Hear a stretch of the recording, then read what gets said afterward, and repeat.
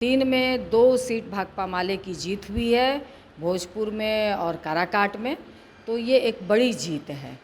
और देखिए, वाम दल के साथ तो सबसे पहली बात है कि जो गरीब गुरबों का आधार है, दलित गरीबों, इसका एक ज़बरदस्त आधार और इसके साथ जुड़ाव आज के समय में भी पूरे बिहार में भाकपा माले के साथ ज़बरदस्त। और अगर आप देखें तो वहाँ उस क्षेत्र में राजा राम सिंह हो, ये आरा में सुदामा प्रसाद हो, इन लोगों की एक लंबी इतिहास रही है आंदोलन का, संगठन का, संघर्ष का। जमीनी नेता कहे जाते हैं। जमीनी नेता हैं और इसी वजह से उस इलाके में बड़ी जीत हम लोगों को हासिल हुई है। कुछ कमी तो ज़रूर रह गई है, उसको महागठबंधन अपना बैठ करके, इंडिया गठबंधन हम लोग अभी बैठे नहीं हैं, उस पर आगे चर्चा होगी तब फिर उस बात को लाए हम लोग कहेंगे। देश भर में लोकसभा चुनाव संपन्न हो चुका है और ऐसे में एक बार फिर से एनडीए की सरकार बनने की आशा जताई जा रही है और कहा जा रहा है नरेंद्र मोदी तीसरी बार प्रधानमंत्री का शपथ कल यानी 9 जून को लेने वाले हैं। लेकिन इससे पहले बता दें कि बिहार के 40 लोकसभा सीटों पर चुनाव हुए थे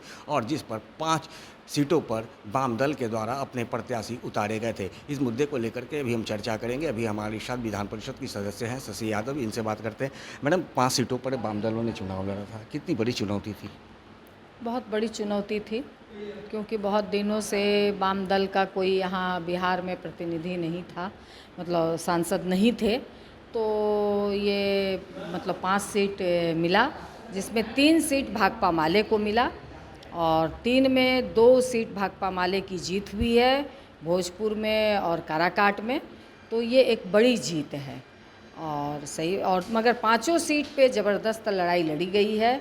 आपने देखा कि नालंदा में, जहाँ की नीतीश कुमार का गढ़ कहा जाता है, वहाँ भी मतलब इस बार नीतीश कुमार और पूरे उसके खेमे में ज़बरदस्त बेचैनी थी और अंतिम समय में वहाँ से प्रशासन के जरिए और वहाँ पर तमाम सत्ताधारी नेताओं के कैंप के जरिए, पैसा के जरिए वहाँ पे एक मोबिलाइजेशन किया गया, जिस वजह से कह लीजिए कि वहाँ हम लोग पीछे रह गए।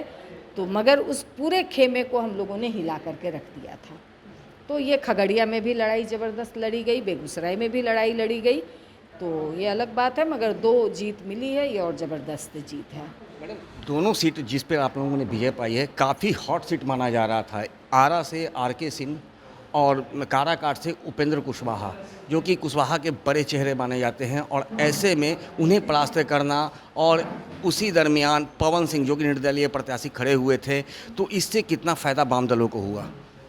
देखिए, वाम दल के साथ तो सबसे पहली बात है कि जो गरीब गुरबों का आधार है, दलित गरीबों, इसका एक ज़बरदस्त आधार और इसके साथ जुड़ाव आज के समय में भी पूरे बिहार में भाकपा माले के साथ ज़बरदस्त है। और ये तबका जब एग्रेसिव होता है, ये तबका जब संगठित रूप से आगे बढ़ता है, तो बाकी लोगों का भी झुकाव होता है।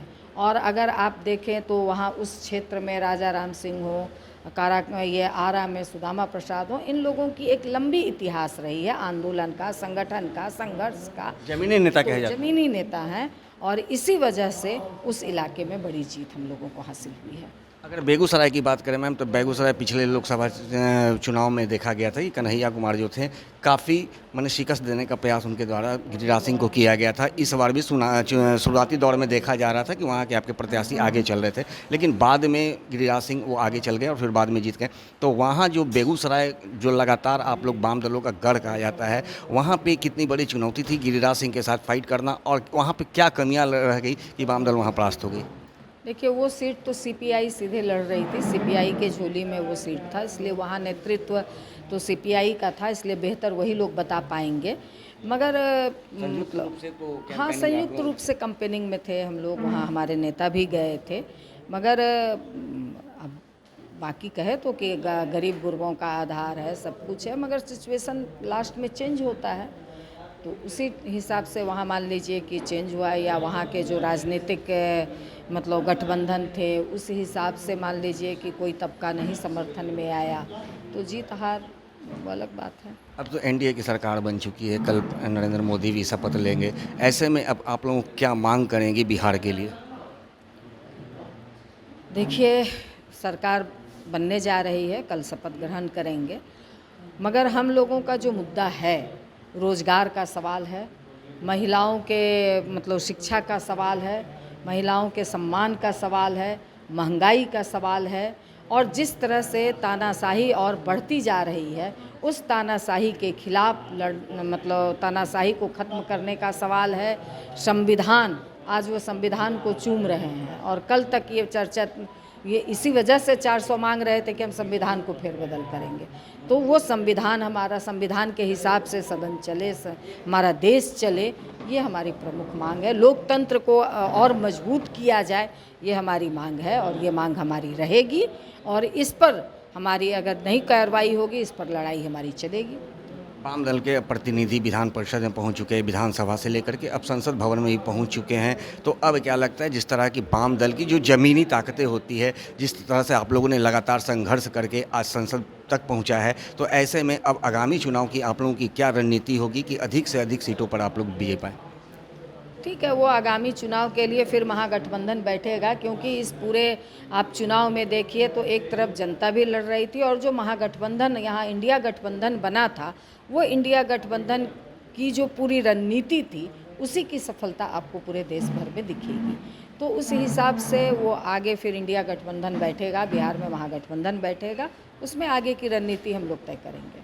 अंतिम सवाल, बिहार में क्या ऐसी कमियां रह गई थी महागठबंधन की ओर से, जो आप लोगों के द्वारा तमाम दावे किए जा रहे थे कि एक चौंकाने वाला रिजल्ट आएगा और काफ़ी अधिक सीटों पर विजयी पाएगी महागठबंधन, लेकिन कहीं ना कहीं आप लोग की कहीं तो कुछ कमियां दर्शाई होगी जी, इसके बारे में क्या कहेंगे, क्या कुछ कमी रह गई?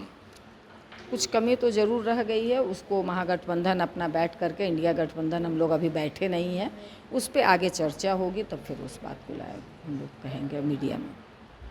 तो जैसा कि आपने सुना कि शशि यादव ने कहा है कि 2 सीटों पर जो हमारी जीत हुई है, ये जीत हमारी ही नहीं, ये जनता की जीत है, क्योंकि वो लगातार भाकपा माले जो है ज़मीनी मुद्दों पर काम करती है, गरीब गुरबों के लिए काम करती है। आज उन्हीं गरीब गुरबों की मदद से और सहायता का और समर्थन का ये नतीजा है कि आज उन्हें 2 सीटों पर विजयी प्राप्त हुई है। और निश्चित रूप से लगातार वो ज़मीनी हकीकतों की बात करेंगे, मुद्दों को उठाया करेंगे और निश्चित रूप से जो आगामी चुनाव होंगे उस पर एक नई रणनीति तैयार कर अधिक से अधिक सीटों पर जीत दर्ज करने का प्रयास करेंगे। दर्श न्यूज़ के लिए ज्ञानेंद्र की रिपोर्ट।